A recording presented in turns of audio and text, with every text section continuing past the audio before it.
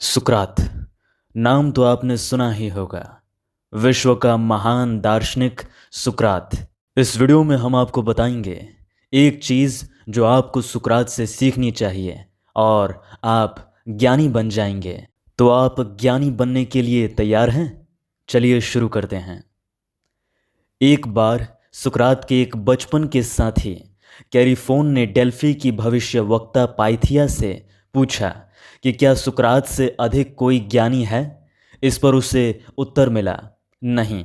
जब कैरिफोन ने सुकरात से इस बात की चर्चा की तो उन्हें आश्चर्य तो हुआ ही, अविश्वास भी हुआ।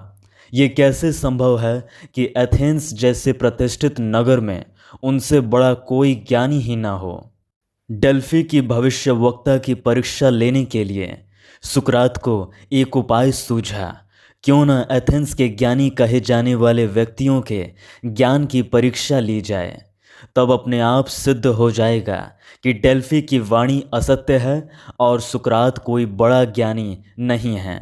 यही सोचकर सुकरात एक के बाद एक एथेंस के कथित ज्ञानी व्यक्तियों के पास पहुँचे। उनसे वार्तालाप करने पर सुकरात पर यह प्रकट हो गया कि डेल्फी की भविष्यवक्ता ने गलत नहीं कहा था।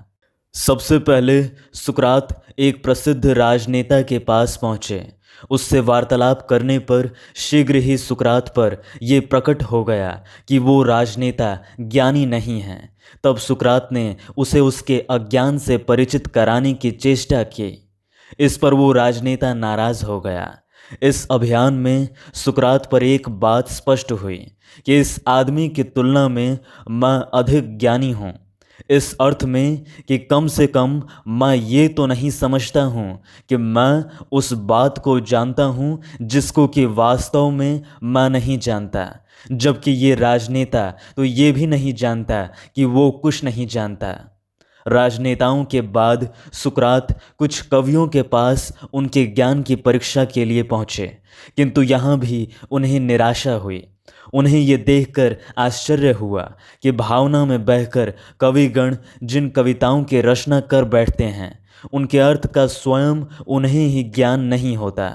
इस पर तुर्रा ये है कि कविता के साथ ही अन्य सभी मामलों में वे अपने को सबसे अधिक ज्ञानी समझते हैं।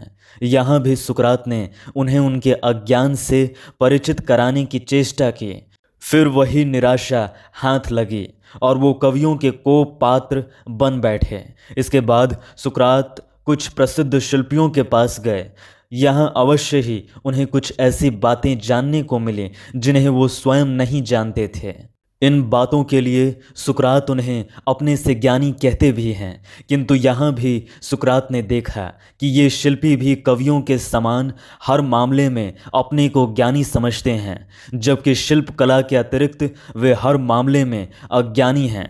अंततः सुकरात को विश्वास हो गया कि डेल्फी की भविष्यवक्ता पाइथिया सत्य कहती थी। सचमुच एथेंस में उनसे बढ़कर कोई ज्ञानी नहीं है, क्योंकि उन्हें कम से कम ये ज्ञान तो है कि वो कुछ नहीं जानते हैं।